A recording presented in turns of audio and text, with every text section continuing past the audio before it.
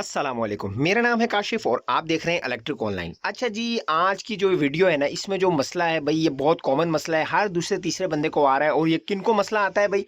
जिनका गीजर जो चला रहे हैं एलपीजी के ऊपर, यानी कि सिलेंडर के ऊपर। तो भाई क्या मसला है कि काशिफ भाई, अच्छा, इस मसले के ऊपर बहुत सारे कमेंट का मैंने जवाब दिया, उनका मसला बिल्कुल हल हो गया, 100% ये वर्किंग कर रहा है। ठीक है, आपने बिल्कुल भी परेशान नहीं होना। मैंने सोचा इस पर अलग से वीडियो बना के आप दोस्तों के साथ शेयर कर ली जाए। अच्छा जी, ये देखें जी, आप क्या मसला है जी?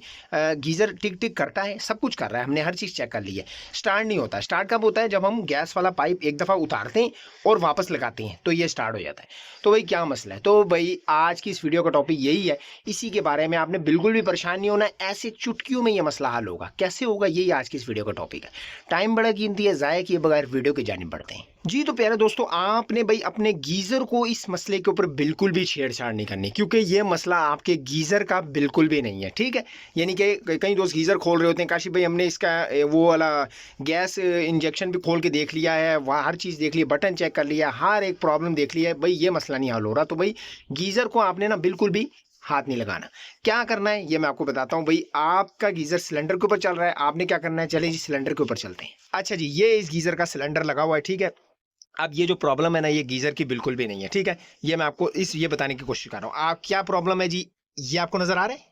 इसको कहते हैं रेगुलेटर, सिलेंडर के ऊपर लगा होता है भाई, ये इसकी प्रॉब्लम है।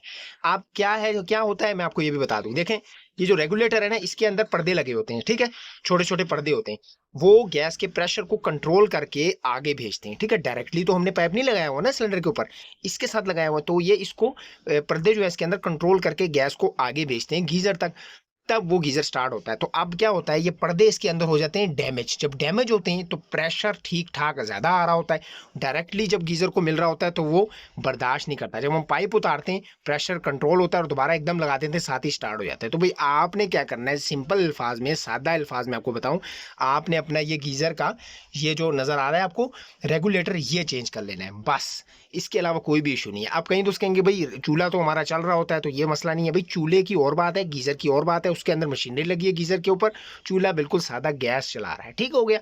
तो आपने, अच्छा, ये मसला यूं होता है, देखें, कहीं तो गीजर के साथ से पाइप उतारते हैं, कहीं सिलेंडर के साथ से, इस तरह उतारते हैं। ठीक है, और उसके बाद दोबारा जैसे ही लगाते हैं वो स्टार्ट हो जाता है। ठीक हो गया, सारी डिटेल मैंने आपको बता दी है।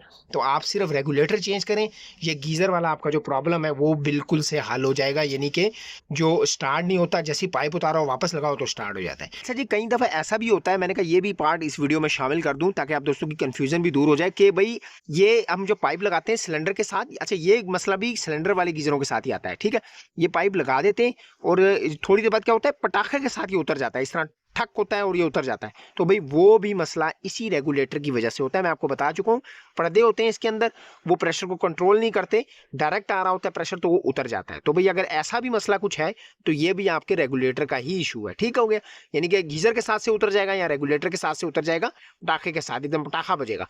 तो हम समझते हैं पता नहीं भी क्या मसला है जी, गीजर के आगे कोई चीज खराब हो गई है, तो भाई वो रेगुलेटर की प्रॉब्लम होती है। तो भाई छोटी सी वीडियो थी, मैं सोचा आप दोस्तों के साथ ये शेयर कर लूँ, बहुत ज्यादा सवाल आ रहे थे, तो भाई इस पे वीडियो बनाना ज्यादा जरूरी था। तो जनाब, वीडियो अगर अच्छी लगी, समझ में आ गई, तो भाई लाइक जरूर कीजिएगा। चैनल पे अगर फर्स्ट टाइम आया है तो सब्सक्राइब करना लाजमी से बनता है। मिलते हैं इसी तरह किसी नई वीडियो नए टॉपिक के साथ, तब तक के लिए मुझे दीजिए इजाजत। अल्लाह हाफिज।